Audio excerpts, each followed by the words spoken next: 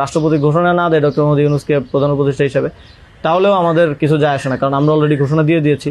আমরা আমাদের তৈরি করা উপদেষ্টা পরিষদ নিয়ে শহীদ মিনারে গিয়ে শপথ নেব।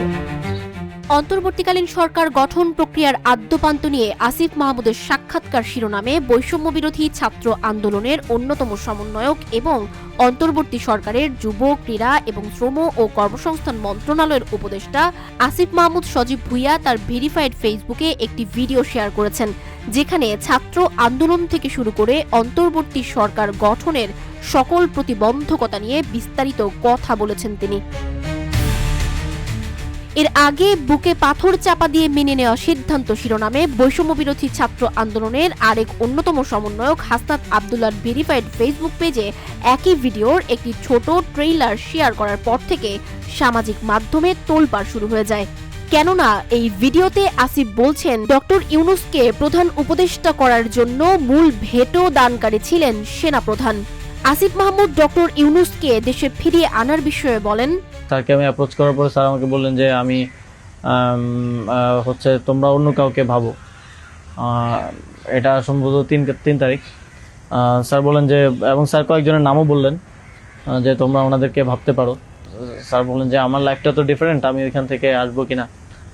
এবং উনি বলেন যে তাহলে, আমি যখন বললাম যে স্যার আপনাকে ছাড়া হবে না, আপনাকে আসতেই হবে, তখন উনি বললেন যে আমি ভেবে দেখি, তোমরাও ভাবো, যদি আদার কোনো বেটার অপশন পাওয়া যায় তাহলে তোমরা ভাবো, আর আমিও ভেবে তোমাদেরকে জানাবো। তখন আমি স্যারের সাথে কথা বলতে চাই যে এখন তো পতন হয়ে গেছে, এখন একটা ডিসিশনে আসতে হবে। আমার ফোন থেকে লাউডস্পিকারে স্যারের সাথে কথা বলি, তো স্যারকে আমরা বলি যে স্যার এখন একটা ডিসিশনে আসতে হবে। আর স্যারও সার্জারিতে চলে যাচ্ছিলেন তারপরে ডিসিশন দেওয়াটা। তো স্যার এক ধরনের তখন মনসম্মতি দিলেন যে আমি আসবো। ছাত্র আন্দোলনের প্রেক্ষাপট বর্ণনা করে আসিফ মাহমুদ বলেন, আমাদের এই দীর্ঘমেয়াদী পরিকল্পনাটা করতে হতো যে যখন থেকে আমরা ফার্ম ছিলাম যে শেখ হাসিনাকে চলে যেতে হবে, তারপরে কি হবে। আমরা তো আর শেখ হাসিনা চলে যাওয়ার পরে দেশটাকে ছেড়ে দিতে পারি না। তো এই জায়গা থেকে আমরা দেখা যায় যে এই চিন্তাটা আস্তে আস্তে আসতে থাকে। কিন্তু ওই সময়টাতে আসলে এটা বিশ্বাস করাও কঠিন ছিল যে 5 তারিখের মধ্যেই হয়তো হয়ে যাবে। আমাদের তো এমনকি সশস্ত্র অভ্যুত্থানের প্রস্তুতিও ছিল। 5 তারিখ যদি আমরা সফল না হতাম, হয়তো আমরা অস্ত্র তুলে নেওয়ার ঘোষণা দিতাম। উপদেষ্টা পরিষদ গঠন নিয়ে আসিফ মাহমুদ তাদের প্রতিবন্ধকতাগুলো তুলে ধরে বলেন, 6 তারিখ আর্মির সাথে আমাদের একটা বৈঠক হয়, 3 বাহিনী প্রধান, তারপর রাষ্ট্রপতি, প্রায় 4 ঘন্টার একটা বৈঠক হয়, যেটার মূল কথাটা ছিল যে সেনাপ্রধানের দিক থেকে মূল ভেটোটা ছিল যে ডক্টর মোহাম্মদ ইউনূস কেন, why not any other person. তো আমরা আমাদের জায়গায় অ্যাডামেন্ট ছিলাম, বিকজ আমরা তো 5 তারিখ রাতেই ঘোষণা দিয়ে দিয়েছি যে doctor Muhammad Yunus will be the chief adviser of the next interim government. এবং সেটা এক ধরনের বৈপ্লবিক কায়দায় আমরা ভিডিও বার্তা দিয়ে ঘোষণা দিয়ে দিয়েছি। আমরা কোনো নিয়মের কিংবা সংবিধানের তোয়াক্কা সে সময়টাই করে নেই। কিন্তু উনি বারবার বলার চেষ্টা করছিলেন যে ডক্টর মোহাম্মদ ইউনূসের নামে মামলা আছে, তিনি একজন কনভিক্টেড পারসন। একজন কনভিক্টেড পারসন আসলে কিভাবে হতে পারে, একটা দেশের প্রধান উপদেষ্টা হতে পারে। তো আমরা যখন এগুলো ডিবাঙ্ক করতেছিলাম কথাগুলোকে, যে এগুলো তো আওয়ামী লীগের সময়ের পলিটিক্যালি মোটিভেটেড মামলা, এই মামলা তো দেখা গেছে সবার নামে পাওয়া যাবে, আমাদের নামেও আছে।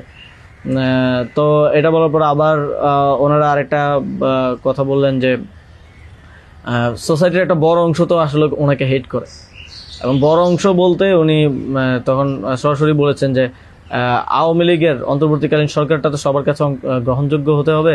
এখন আওয়ামী লীগ তো ডক্টর মোহাম্মদ ইউনূসকে 2 চোখে দেখতে পারে না, একদম অপছন্দ করে। তো এখন এই আওয়ামী লীগ একটা লোককে একেবারেই দেখতে পারছে না, এবং বাংলাদেশে তো আলটিমেটলি 30-40% পিপল আওয়ামী লীগকে সাপোর্ট করে। এই 30-40% পিপলের মতামতের বিরুদ্ধে গিয়ে একটা লোককে প্রধান উপদেষ্টা করা উচিত। তো আমরা তখন বললাম আওয়ামী লীগ এমন কিছু না যেটা নিয়ে এখন আমাদের কনসার্ন হওয়া উচিত। আওয়ামী লীগকে আমরা পরাজিত করেই এই প্ল্যাটফর্মে আসছি, এখানে আমরা বসছি। আওয়ামী লীগ কি চাইলেও না চলে এটা এখন আর ম্যাটার করে না কোনোভাবেই। কিন্তু উনি বারবার এই কথাটা ঘুরে ফিরে বলতেছিলেন যে এই সরকার তো একটা নির্বাচন আয়োজন করবে, এই জন্য বিএনপি আওয়ামী লীগ সবার কাছে এই সরকারের গ্রহণযোগ্যতা থাকা প্রয়োজন। আওয়ামী লীগ তো ডক্টর মোহাম্মদ ইউনূসকে একেবারেই দেখতে পারে না। ওনাকে আওয়ামী লীগ মেনে নেবে না উনি আসলে। কিন্তু আমাদের কথা ছিল যে আওয়ামী লীগ তো এখন আর এই মুহূর্তে ডিসিশন মেকিংয়ে আওয়ামী লীগ ম্যাটার করে না। এটা গণহত্যা ঘটনার পরে সে কি ভাবলো বা তার কি পজিশন, দ্যাট ডাজন্ট ম্যাটার। আর মানে আমরা বুঝতে পারছিলাম যে ডক্টর মোহাম্মদ ইউনূসকে এখানে এস্টাবলিশমেন্ট কোনোভাবেই চাচ্ছে না। আর আমাদের কথা ছিল আমরা ঘোষণা দিয়ে দিছি এবং আমরা এক ধরনের হুমকি সুরে সেখানে বলি যে যদি এটা রাষ্ট্রীয়ভাবে না হয়, যদি রাষ্ট্রপতি ঘোষণা না দেয় ডক্টর মোহাম্মদ ইউনূসকে প্রধান উপদেষ্টা হিসেবে, তাহলেও আমাদের কিছু যায় আসে না, কারণ আমরা অলরেডি ঘোষণা দিয়ে দিয়েছি। আমরা আমাদের তৈরি করা উপদেষ্টা পরিষদ নিয়ে শহীদ মিনারে গিয়ে শপথ নিব। এই হুমকিটা দেওয়ার পরে তারা একটু মানে নড়েচড়ে বসে এবং তারা গিয়ে রাষ্ট্রপতির সাথে ডিসকাস করে আসে। এবং সেনাপ্রধান লাস্ট আমার মনে পড়ে আমাদেরকে বলেছিল যে আমি বুকে পাথর চাপা দিয়ে এই সিদ্ধান্তটা মেনে নিচ্ছি। আসিফ মাহমুদের এই ভিডিও শেয়ারের পর সামাজিক যোগাযোগ মাধ্যমে যে তোলপাড় শুরু হয়েছে এই পোস্টের পর থেকে, এরপর কি ঘটবে তা কেবল দেখার বিষয়।